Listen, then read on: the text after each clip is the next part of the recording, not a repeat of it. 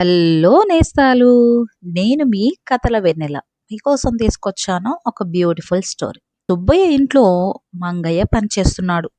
అతనికి కాస్త మతిమరుపు. దీంతో అప్పుడప్పుడు కొన్ని పనులు మర్చిపోయేవాడు. సుబ్బయ్య ఏమో పిసినారి. పనిచేసేవాడికి కూలి ఇవ్వడానికి కూడా ఇష్టపడ్డు.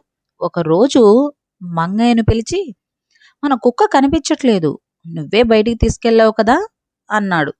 దాంతో కుక్కని ఎక్కడో వదిలేసి వచ్చినట్లున్నాను అని బాధపడ్డాడు మంగయ్య. దాన్ని ఆసరా చేసుకుని ఆ నెల జీతంలో కోత పెట్టాడు సుబ్బయ్య. మరుసటి నెలలో ఆవు కనిపించట్లేదు అన్నాడు.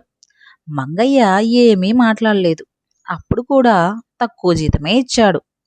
ఆ తర్వాత గుర్రం కనిపించట్లేదని, మరో నెలలో కోడి కనిపించట్లేదని, ఇలా ప్రతి నెల ఏదో ఒక వంకతో మంగయ్యకు జీతం తగ్గించడం మొదలుపెట్టాడు సుబ్బయ్య.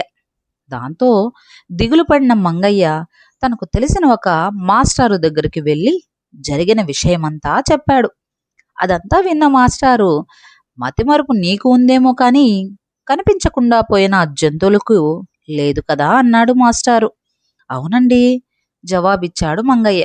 సాధారణంగా ఏ పెంపుడు జంతువైనా ఎంత తిరిగినా చివరికి అది రోజు ఉండే చోటుకు చేరుకుంటుంది. ఎవరైనా ఎత్తుకుపోతే మాత్రం చెప్పలేమన్నాడు మాస్టారు. దాంతో మంగయ్య ఆలోచనలో పడ్డాడు. వెంటనే యజమాని దగ్గరికి వెళ్ళి, అయ్యా, ఎవరో కావాలని మన కుక్క, ఆవు, గుర్రం కోలను దొంగిలించారు. మనం వెంటనే రచ్చబండ దగ్గర ఫిర్యాదు చేద్దాం అంటూ తొందర పెట్టాడు.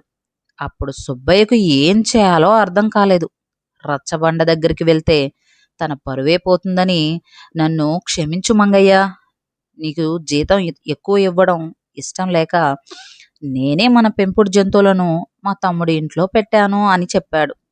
అలాగే ఇన్ని రోజులు తనకు ఇవ్వని జీతాన్ని కూడా ఇచ్చేశాడు.